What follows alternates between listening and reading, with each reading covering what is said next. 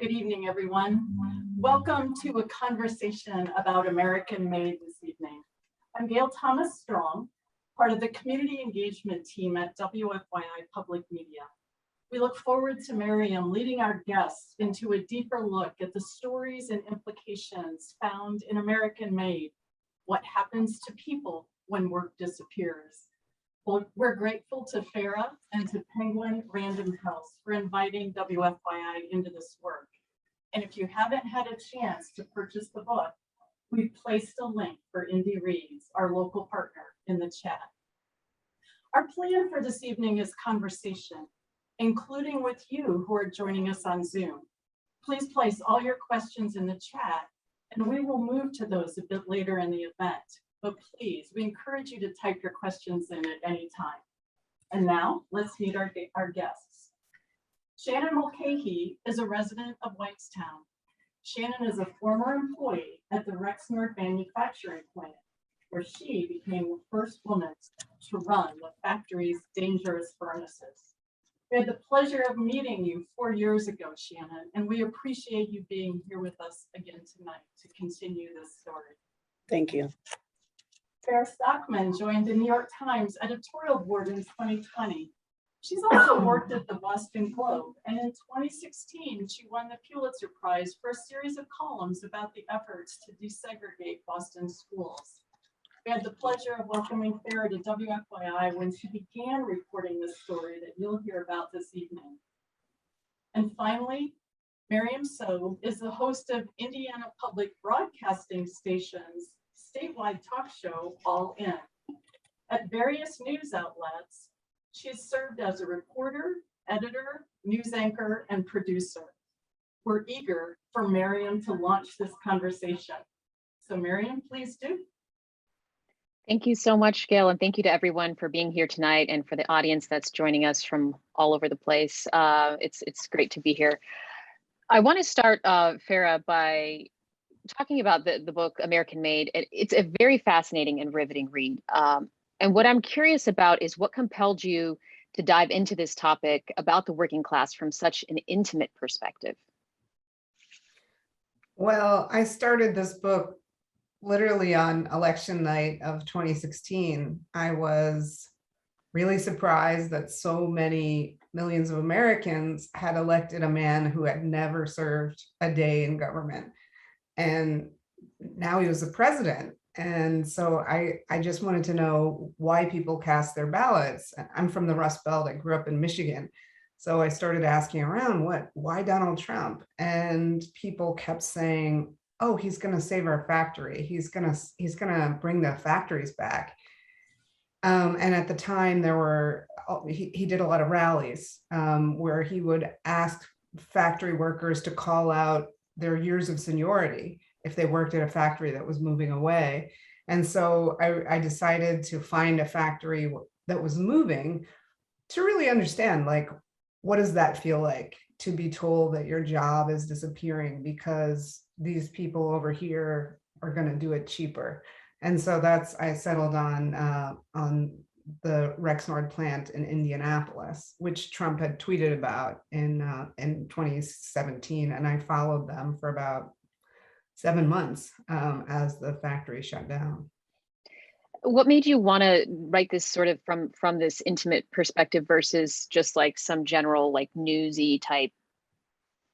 Well, I think there's so many assumptions that people make about each other. And, we really don't actually have a lot of knowledge about how our fellow Americans live. Like, you think you know, right? Because there's Twitter, there's Facebook, and you have all this unfiltered talk from people, but really we don't have a good sense of how people are living. We're geographically separated, and our lives are very different. So that was one of my big takeaways from this process, is realizing how people who live in a city like Boston, where I live in the Boston area, I interact on a daily basis almost exclusively with people who have advanced degrees. And, the economy has been really good to them for the last 20, 30 years. They've done well. And they really don't have a good sense of what is going on in the heartland. Even if they grew up there, they haven't, been back for any amount of time, for a long time. And so, I thought it was really important to humanize these stories and really let people understand, it's not just a job. It's not just a job, it's a whole life. And so that's what I came away with anyway. I really definitely felt that when I was reading your book, that this was a life and not just a job. And I think, maybe other people, when they read this, will see the same thing, that I think we have stereotypes or we have assumptions about factory workers, like, oh, it's just a job and they go home, but it's a whole lifestyle. And we do have one of the workers that's featured in your book with us tonight, Shannon. Before we go to Shannon, I want to ask, how did you come across Shannon and John and Wally to bring them into your book? Right. So, well, I met John Feltner first.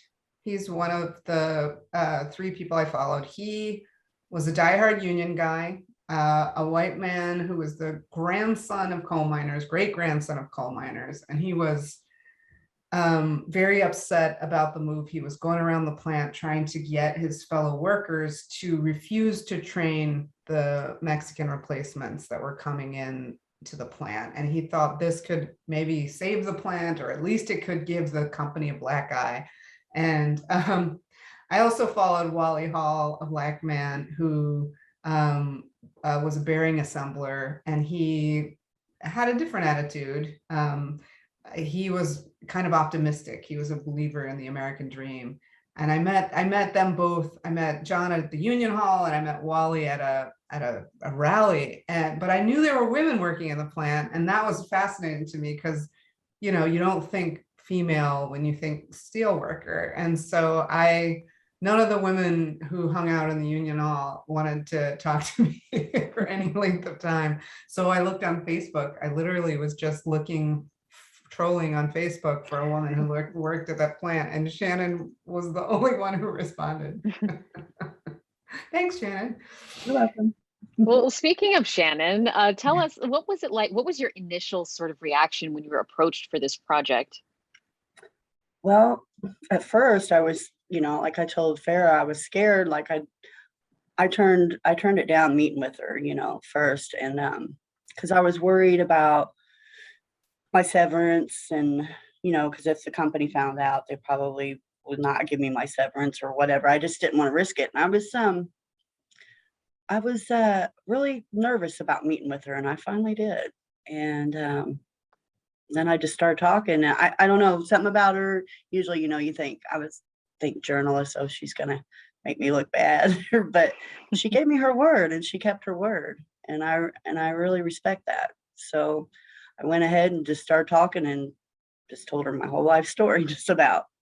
So it sounds like both of you had sort of a change of opinion about each other's jobs during this project. Yeah, for sure. And I really like Farah because I got to close friend wise. I didn't think of her as a journalist much anymore throughout, after I really got to know her. Mm-hmm. It took a while. Oh yeah, go. It took a while, but yeah. We met for lunch and she talked for 2 hours straight, but it took some convincing to get her to actually meet me. Yeah. What was that moment where Shannon, you were like, okay, fine, I'll do this? I was just I was in my garage and I was smoking a cigarette, and I don't smoke anymore, but anyways, I was smoking a cigarette and I was discussing it with my boyfriend, and because I wasn't going to meet her. And then he was like, just go ahead, just do this. So he's like, what do you got to lose? I'm like, really, what do I have to lose? So that's what I did. And I did promise not to publish the piece until after you got your severance. Yes, so. That's right. And I took her word for it, and I'm glad I did. It's been a blessing in disguise, all of it. So I'm very thankful. Farah, with regards to the book, I'm gonna just put it up here so folks can check out the link and go get their own copy. When I was reading, I would say my eyes were opened up to things that I didn't think about, like the nitty gritty of factory work and the things that are being made and how cheaper parts from overseas don't necessarily mean quality. And factory workers know this. I guess there's an assumption that you just do what your job is and you don't really care. And so did it surprise you to see the passion for their work and the craftsmanship? I did, and not everyone has it. Like I think Shannon was very proud of the stuff that they made. And like, you know, people who'd been in that plant for generations, I think you could tell, you know, when they talked about it, they remembered how it used to be made and what changed over time. And a lot of people felt proud. You know, younger folks may not have had the same passion, but yeah, that did surprise me. And it was, you know, their jobs were hard in a certain way. It's not just physically demanding, but I'm not sure I could run those furnaces that Shannon learned how to run. You know, they taught each other. The company also knew nothing, you know, I won't say nothing, but the workers were the ones who trained one another, and the company didn't really have anything much to do with the training, it seemed. So I think that was also an eye-opener to me, that this company had been bought and sold by 2 private equity firms, right? And these workers were like passed along, just like the machines that they ran. You know, those guys in private equity didn't necessarily know how to make a bearing, but they had the money to buy the company and do, you know, have their way with it. And I think that's what really angered the workers. It seems that there has to be a lot of camaraderie among the workers and able to train one another and get through these products. Did you find that was the case when you were talking to folks like that? If there wasn't that camaraderie, things wouldn't be as smooth. Well, I should let Shannon answer that. Well, what do you mean exactly? So when like, you're getting along with all the other folks in the factory, I mean, from what I read, and I don't want to give too much away about the book, but it seems like things go well when everyone's getting along and when they're not getting along, and especially if you're training each other. Well, see, this is how we always looked at it too, is we spend more time with our coworkers than we do our families at home. And, you know, it was kind of like, I want to say, that was my social life. I never realized how much of a social life that place was, and they were my family. And when we all worked good together, everybody was happy, you know. And why be mad or angry, you know, at each other, which it ended up being near the end. But, you know, I enjoyed going into work and seeing my guys, and we worked together and learned from each other and different tricks on how to make things work, shall I say, and just shortcuts, things like that. And it was funny because, you know, the bosses really didn't know what to do. You know, they would come up, hey, can you run this? Can you fix this? Can you check this? You know, we really could have went downhill with heat treat and they wouldn't have been able to run it. I'll say that. So, but what kept you all from like rebelling and just not doing anything? At the end, it was near the end, it was really, is that what you mean, like near the end when they was closing? Yeah, it was really hard. A lot of friendships were messed up. There was days that I would go in and, you know, and I still think about it to this day, is what if I wouldn't have trained? What if we all would have shut down and just not did anything? What would have happened? But then again, I don't know, there was just something in me that I felt like it was my place, you know, just it was, you know, I don't believe that they all could have learned everything in 2 weeks like we did for years. Sure, you might be able to basically get it done, but you're not going to be able to troubleshoot. There's so much that I learned in heat treat. It was like almost like I would learn something new just about every day, you know, different little tricks or different things about the machine, the gases, the material, all of it. So, I mean, it just, it did separate a lot of us though too, you know, and I miss all my people. I really do you keep in touch with anybody? I do keep in touch with a few. Yes, I do. And we have our own little Rexnord Facebook page. So whenever we run into each other, we'll post it on there, or, you know, our memories that we have, like Bill Stinnett. He's one of the guys who still keeps everybody sort of together, you know, and post memories and pictures of us all working in the factory back in the day. But yeah, I do keep in touch with several of my coworkers. Not as much as I'd like to, but yes, I do. One of the analogies that sort of I made to my own life is that they talked about the factory, and the factory served the same kind of purpose in a way as my college alma mater. It's like, it's a social network. It's where you go to look for jobs. It's, you know, or advice about things. And so, you know, it's really easy to say, oh, the factories are never going to come back, get over it.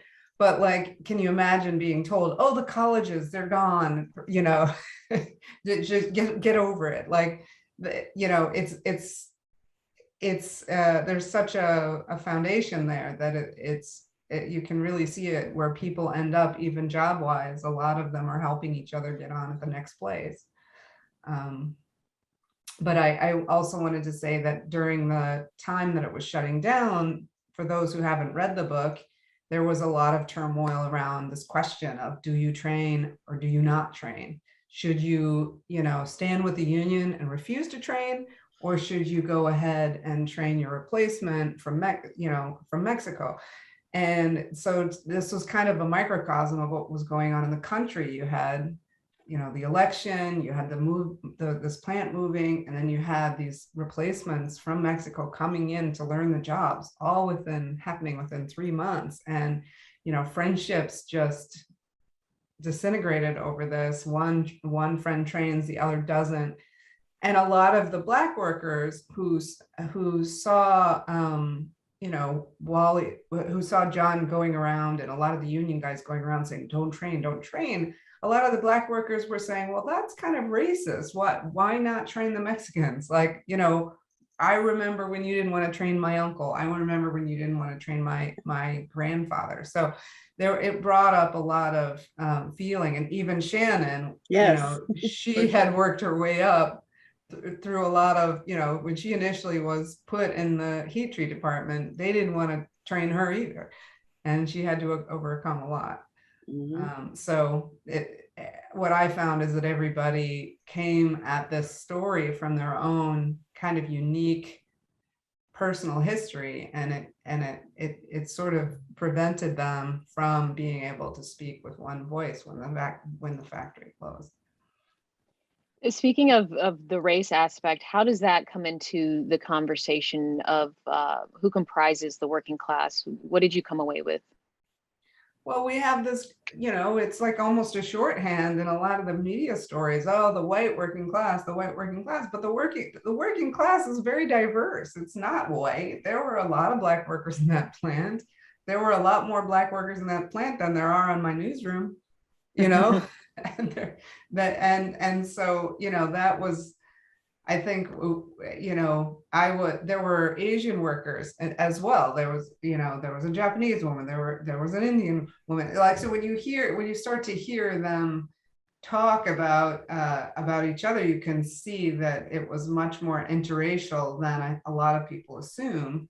And you know, they bowled together on Tuesday nights. They went, you know, there were, I'm not saying everything was unicorns and rainbows, because it wasn't, but there were a lot of friendships, and they had to navigate racial difference on the factory floor, and they had to do it. I guarantee you they had to do it much more than the corporate board that ran that company, which didn't have a single Black person on the corporate board. So I do think sometimes we unfairly malign the working class as you know, having backward views on race, but in fact, you know, many factories were much more interracial than any white collar environment I've seen. No, that's really interesting.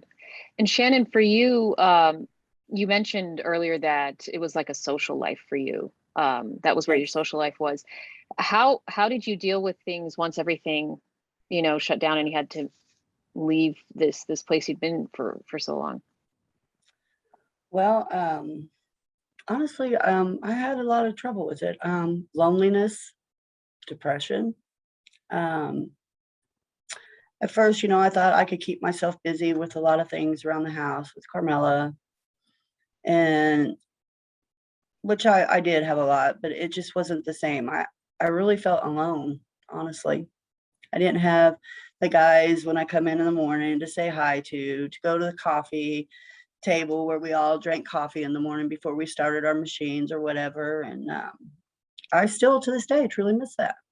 I mean, like I said, we spent more time together than we did with our own families because we worked, just like near the end, they wanted to pay us a 40-hour week for 1 year. For each year that we was there, we never worked for 40 hours a week. We worked 50 and above. That's what I'm saying. We was there 7 days a week, all the time. We lived there, basically. We just would go home where we paid our rent or bills to visit, is what I felt like. So, yeah, I miss it. I still miss it a lot. And the people. I planned on retiring from there. I didn't plan on going anywhere else the rest of my life, to be honest with you.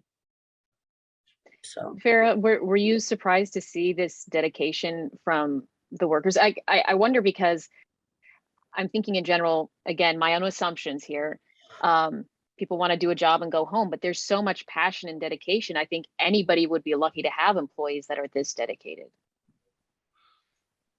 Well, yeah, I mean, they would find ways to make the time pass. So they would play pranks on each other or jokes on each other. I mean, some of it was dedication to the company. And I think Shannon was one of those who was very, had a really great relationship with her bosses. And, others were dedicated to the union, right? So to them, it was the union that was really important. Maybe one guy, his father had been the punch press operator for 48 years. And now he's, so he was almost, I call him like union royalty.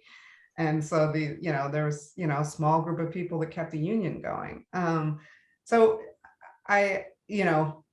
the bosses at the plant might say, well, there were a lot of people taking smoke breaks and they could have been working, but I do think there's a way in which when you have a repetitive job, these are the things that make you love the job or get through the day. And, it's human interaction. And it's also not, these were older machines that they had to modify every time they had a different order. And so it wasn't just like they had to press a button. You had to know how to modify it and have the right tools. And I think we sometimes have misconceptions about how easy the work is. And they would tell me, oh, they think a monkey can do this, or I remember Wally telling me once, the people up in the company who are up here, to us, we're like little ants down there. What do they know about who we are and what we can do?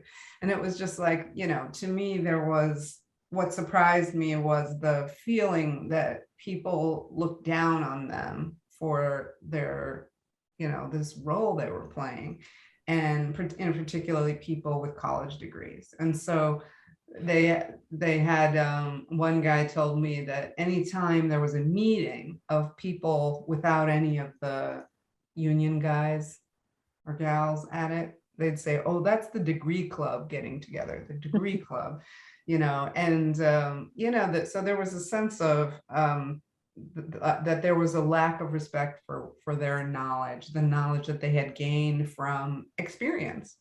And I had to really struggle with that because they knew a lot of things. Just because they didn't pay a bunch of money to a university to give them a piece of paper didn't mean that they didn't have knowledge that was really valuable. And so it's a whole different language I had to learn you know, to be able to talk to them about the factory, you know, like Kaizen, you know, there's all of these like phrases that they use that you would know if you had ever worked, you know, on a factory that had an assembly line. And so, I mean, I just keep going back to that theme of we don't even know how to talk to each other anymore because we don't even use the same terminology.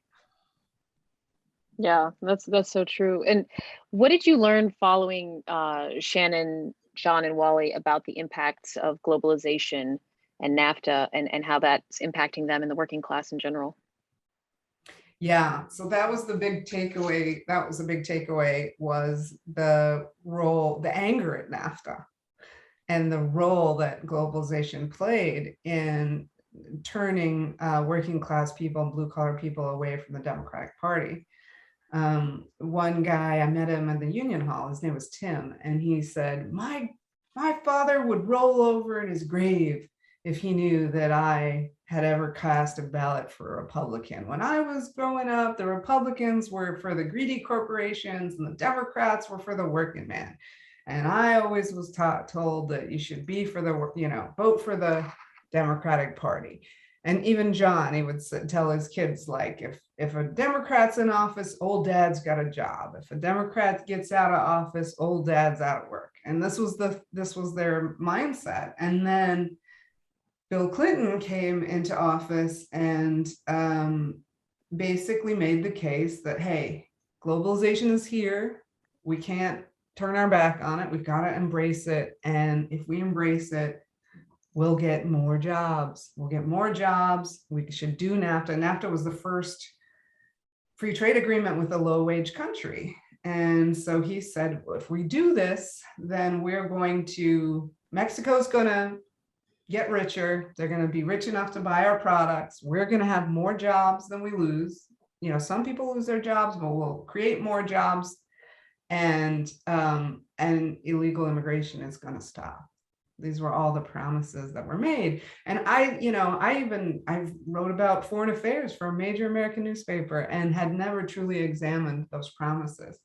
And so, you know, when I heard Tim so Tim loved Bill Clinton until his factory moved to Shanghai. And now he was working at a second plant that was moving to Mexico, 2 plant closings. And he was so angry. He was never going to vote for a Democrat again. And so, you know, the blue collar Americans who used to reliably cast ballots for Democrats were flocking to Trump because he was promising to renegotiate NAFTA, because he was promising to put tariffs on Chinese goods and put up walls. And, you know, people in my world were the ones saying, that's crazy. We're getting so much wealth out of this trade. We're getting so many jobs out of this trade. But they were white collar people. They were, and, you know, the blue collar people in the towns that lost factories because of Chinese competition or because of NAFTA were incredibly upset. And so for the first time, my eyes were opened to what that feels like and why why they were so angry. Mm-hmm. Yeah, that was also eye-opening for me. Everything in this book was just so amazing and just riveting. Like I could not put the book down. Yay! That's what we want. It's amazing, and I think it brings a complex topic in a way where like the rest of us can understand. And so what I'm wondering is what are you hoping that people will take away from reading this book? Well, one is to have greater understanding, because we have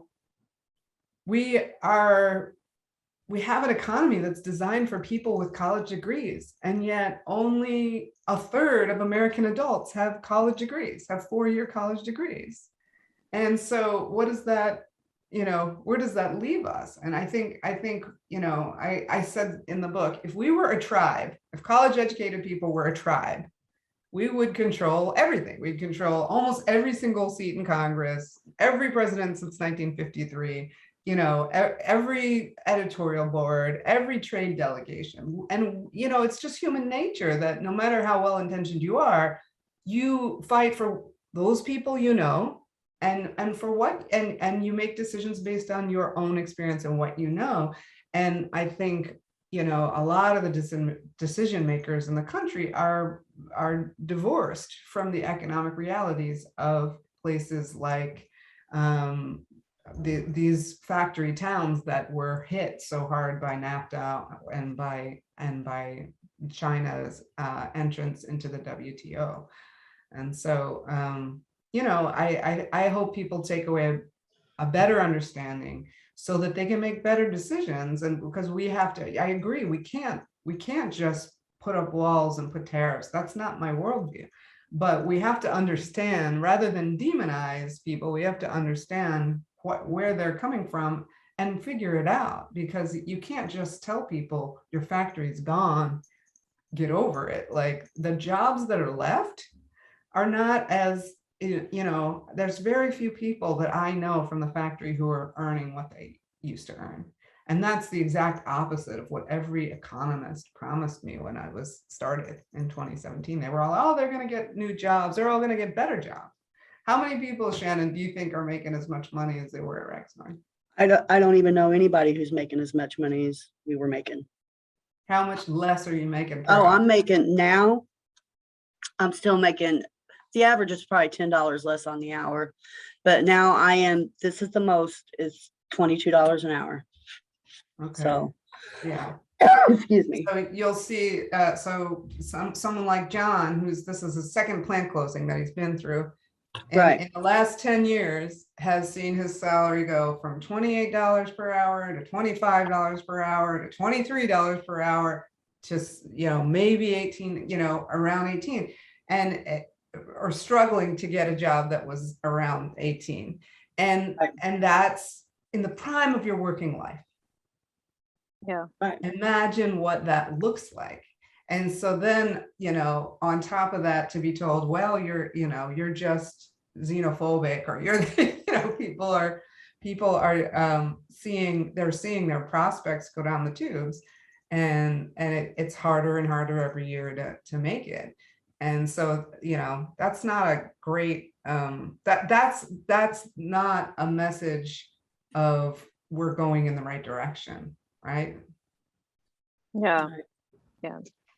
Before we open up to Q&A, Shannon, what are you hoping folks will take away from your story in this book? I don't know. Well, maybe it'll make people think twice. The guys that are way up high on the board of directors of taking away, factories or closing factories, thinking they're going to make it, maybe like she said, then they can really know us, that we are people, that we're not just trash at, just works in a factory worker, but that maybe they can understand where we're coming from, and know that they wouldn't be rich if it wasn't for us. Make a way. I mean, they're ones with the degrees. Why can't they figure it out to keep our jobs here in the United States? I mean, I just think that, I hope that it makes a lot of people change their minds, maybe, because I know jobs are still leaving left and right, and all we got left now is warehouses. So. Yeah. Well, thank you both so much for this discussion. We're going to go to the Q&A. So if you are watching and you want to ask a question, please feel free to do that with the Q&A button at the bottom of the screen. We have a question from Tasha. This is such a great conversation. How do you think the closing of manufacturing plants like Rexnard and the current staff shortage in some sectors are related, if at all? It's a great question. It's a great question. I mean, it would be just my luck to start writing about the importance of work at a time when we're now reevaluating what work should be. I mean, I'm curious what Shannon would say. I think that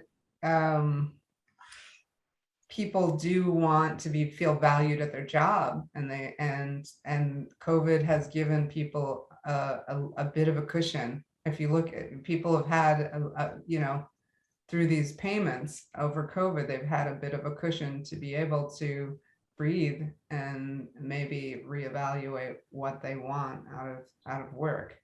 But that's speculation. Shannon, what do you think? What, now that there's so many job openings right now, why do you think that might be? I don't know.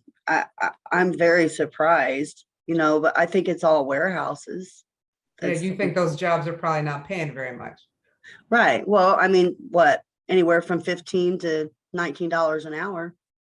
Right. You know what I mean? I mean, that's decent compared to what it used to be, but I mean, you can't even rent a house for under $1,000 a month anymore unless you're really in a bad neighborhood. And I mean, I don't know. It's just, it doesn't look like there's gonna be any, we're gonna get one set rate of pay is what I feel like. You know what I mean? The warehouses, we're just gonna be warehouse pickers, basically. I mean, where is the, like, I don't know, like, to be able to learn things and to take pride in your job, you know, just like with mine, it was almost like a trade, you know, where are all those gonna be? They're gonna be all gone. We're just gonna be warehouse workers. And before you know it, robots are gonna do all that. Then we're all gonna be out of a job. So it's the way I feel about it, because we do have a lot of automation going on too, Yeah. a whole lot. We have another question from Justin. Farah, you said you started looking for factories outsourcing jobs after the 2016 election. What tools did you use to find them? And then there's some examples, TAA certifications or WARN notices. And why did you decide to dive deep on Rexnard? I did look at WARN notices. I studied a lot of WARN notices. I actually started off at a factory in Philadelphia, actually. I was looking to, because there was a factory there that was moving. I was trying to convince the people in charge of it to give me access.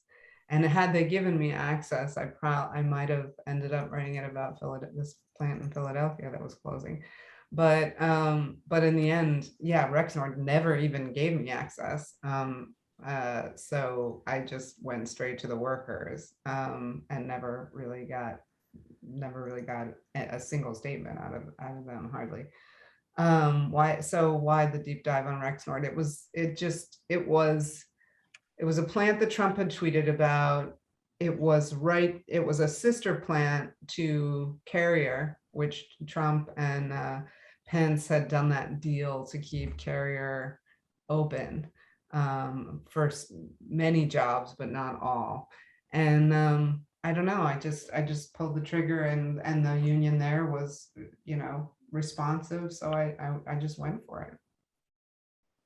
Shannon, the next question is for you. What work were you able to find after Rexnard? And were you able to easily transfer the skills that you learned at Rexnard to your new job? Well, I actually found kind of a heat treating plant, a small company. But the thing of it was, I had to once again start all over. I couldn't use any of my skills because the guy did not want me because I was a woman, and he didn't think that I was capable of doing the job. So that was my first job, kind of like, and then the COVID hit, and then so I never really got to work on the furnaces there. I was the maid, is what they made me. And then so after COVID hit, then I've had a few other jobs. I haven't been able to transfer any of my skills. Somewhat my job now, of course, I know what a thermocoupling is. We use thermocouplings. I mean, that's a lot. But I haven't really got to dive into my new job to know how much of my skills that I have that I will be able to transfer over. But I know quite a bit just by looking at the computer screens and the recipes and things that kind of are familiar to me about the job that I used to do. But of course, we worked on really old furnaces, so it was more like pioneer old stuff that you worked on, you know. So What would your dream job be if you could have one? Honestly, I think it would be my job back at Rexnord. My dream, I mean, I knew that job, like I could do it in my sleep, and I loved that job. I took pride in my work there. Honestly, I don't really know much of anything else to do, you know? I haven't really got out there to try. I mean, I'm trying to find where I fit in, you know, and where I can get that passion back of like I used to have. But I guess that's why I'm, you know, and here I am almost 50 years old. Who wants a old lady working for him, basically? I'm not saying I'm old, because 40 or 40 ain't old, but still, you know, I'm getting up there in age, and compared to a 20-year-old boy, it's I mean, he's a lot stronger, faster than what I would be. So I don't know. I really don't. I'm still trying to find where I fit in, honestly. And I do think that there is the folks that are having the hardest time adjusting are those people who are like over 40, because how do you retrain, you know, at age 45 or age 50 for a whole new career? And that's, you know, we talk a lot about training and retraining factory workers, but you know, at a certain age, it gets really tough. You know, not saying it's not possible, but you know, the retraining has not been as successful as it should have been. And I think for maybe for 20-year-olds or 30-year-olds, you might have a higher success rate. And I also think we need to change our high school curriculums. We need to, you know, we need to teach a lot more technical skills in high school, and as well as, you know, critical thinking skills. I mean, we need to start preparing people younger for competing in a global economy. It's almost like people were prepared for these factories, and these factories are not gonna, you know, they're going away. So, you know, the education system doesn't necessarily do a service. We have a question from Ron. Why are the media elite so unskeptical of economists' claims that outsourcing is always a win-win? Oh, Does because this, oh, sorry. oh no, it's a great question. It continues on. Does this tell us something about a deeper problem with the institutions that vet policy ideas? Absolutely. I mean, I think people look at economists as a science, right? And it's very easy to overlook the fact that they disagree with each other all the time, right? About stuff, and that they are highly theoretical. So they talk about things using assumptions that don't always match the real world, right? And in a lot of their assumptions, a country like China wouldn't exist, because China is subsidizing its steel production so that it can put its own steel workers to work. Like that is a scenario that maybe a lot of these economic textbooks wouldn't have imagined, right? So I guess it's a great question, and I think I have personally learned to become more skeptical. And I think there's starting to be a movement of people who are calling out economists for their, you know, because you can look back at what they predicted would happen during NAFTA, and you know, a lot of it is as wrong as could be, right? and yet those people are still employed, they're still quoted, and they're still standing up on panels making new predictions, right? And new policy prescriptions. So I think there's we journalists are not, you know, most of us don't have backgrounds in economics, and so, and maybe that's a good thing, but but at a certain point, you know, it felt scary to go out there and say to people, oh no, this is actually not what was predicted. Actually, the promises that were made did not come true. And I was, it's scary to say to people who have PhDs in economics that the promises that were made to these people were broken because of X, Y, and Z. I mean, you're kind of going out on a limb because it's not a very popular argument, right? Yeah. I wonder if the curriculum needs to change then also for economists. Well, I think in general, there needs to be more attempts to connect your research with real life rather than just, theoretical kind of stuff.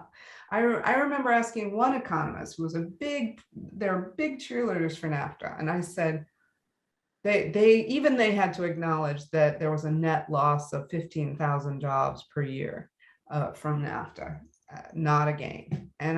But they argued that the new jobs paid more. The jobs that had been created were higher paying. Okay, I said, where are they? What are those people doing?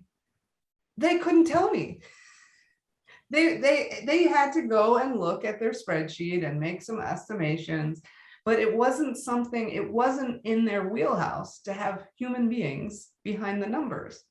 And, they came back and said, well, our formula based on this export and that says this many people have been employed in this industry and it's oil and gas. That was the answer. Okay, but I had to ask the question, who are the human beings behind this number? And that was not their first place. And so I just think we need more human-centered research that actually talks about people. And so, now you have sociologists who are interviewing people, but it took a long time for economists to do things like study the impact of China shock on some of these towns. Mm-hmm. We have a question from Javier. Farah, how was it when you started reporting on this story? Was it hard to gain people's trust to tell their story? What was it like finding and connecting with Shannon, Wally, and John? Yeah, it took me a long time. First, I met Shannon at a restaurant. Then I think we sat in your yard. Yeah. For what then? And then, and it was like every time I came back, maybe, it took a little, then the door would open a little tiny bit wider, a little tiny bit wider. And after I started learning the lingo and it wasn't like having to explain everything all over again each time, then, I could kind of start following what was really going on in people's lives. Wally, it took a long time, maybe a year of interacting with Wally before I really got a real sense of what was happening in his life and how complicated his personal life was, how many people depended on him for financial support, what a deep history he had. It took a while. And, everybody's family was different too. So the worker might have said yes, like Shannon, John, and Wally all said yes. But what about their kids? What about their spouse or their partner? What about, and so that was kind of the touchiest thing too, because John's wife, John was on board, but his wife was kind of like, I'm not sure this is going to be good for you. And she was convinced that he wasn't getting a job because he was all over the media during the plant closing, and that she thought he'd been blackballed for being in the union and being such a sort of a very fervent union leader. And so she wasn't sure she wanted to be involved in this. And I was like, John, I can't follow you for 4 years and then have your wife's veto what I write. I can't do it. And so that, she eventually came on board, but it was touchy because I think some people are more private than others. And, you really had to get buy-in, not just from the person, but their whole family, essentially. Yeah. And Shannon, we have a question for you about if you keep in touch with folks from Rexnard, but also if the factory closing made a lot of people move away, or did people stick around and find jobs, multiple jobs to make ends meet? Well, I'm not for sure. Anyone that I'm close in contact with didn't, lose their place, but yes, they've taken a big cut in pay. And like we've all tried to help each other get on the same places. So, I don't know. I kind of lost track for a second. I'm thinking about 100 miles an hour with everybody, and say No, that no, that's again. okay. Yeah, so the folks that you were able to keep in touch with, have folks had to take on multiple jobs to make ends meet? Okay, so yeah, there's some of them that, well, they just took the cut. They've changed their lifestyle, you know. Like my friend Terry, she works all the time. She doesn't get to take any time off. She still doesn't make what she made at Rexnord yet.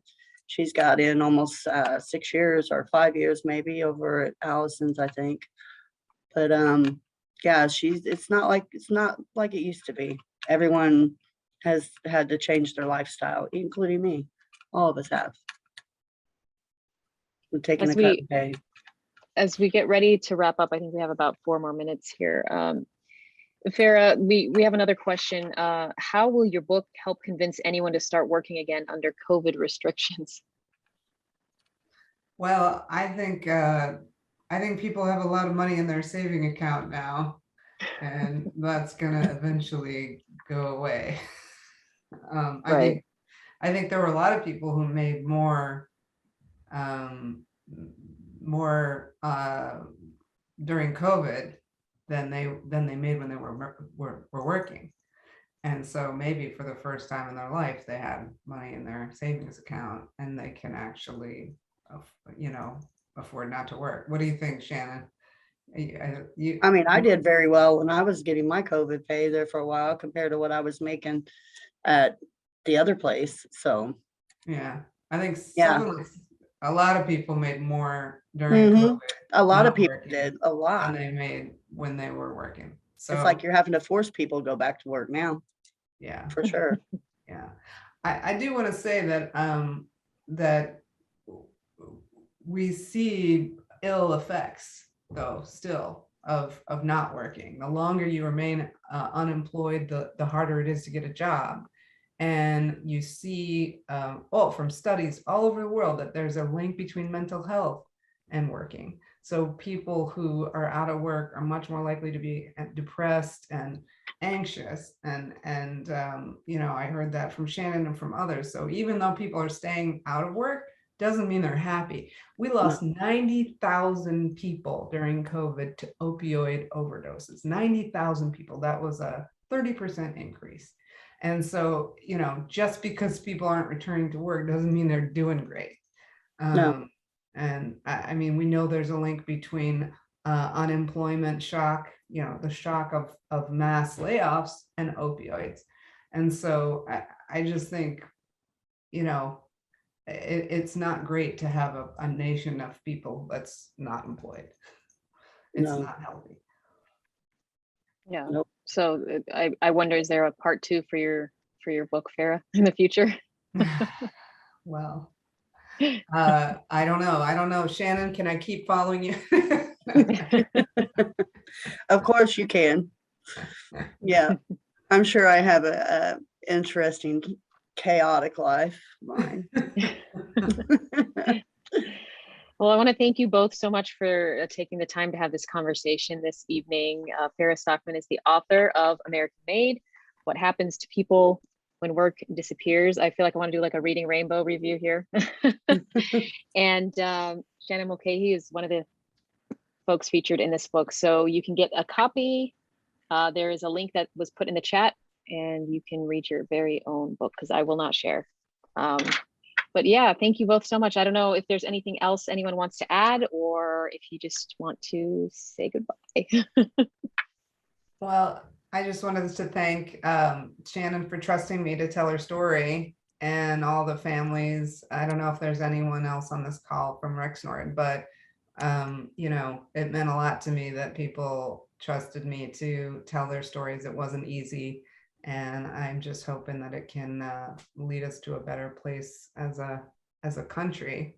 And I will say that one other thing I learned about from the book is that opinions can change over time. And so I was able to sort of watch them over the course of the 4 years of the Trump administration, watch them sort of look at things differently over time. I changed my views, and each one of them sort of had some changes. So I hope people, when they read the book, they will be able to sort of experience that just as I did. Awesome. Sure. I learned a lot from reading your book. I sure did.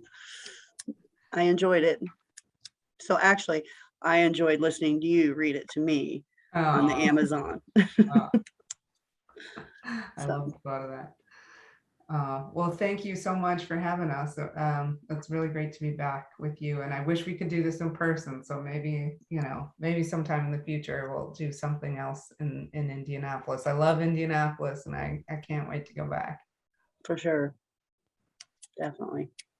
Well, thank you all, and everyone have a great night. Thank you. You Thank too. you. Bye. Bye, Farah. Bye, Shannon.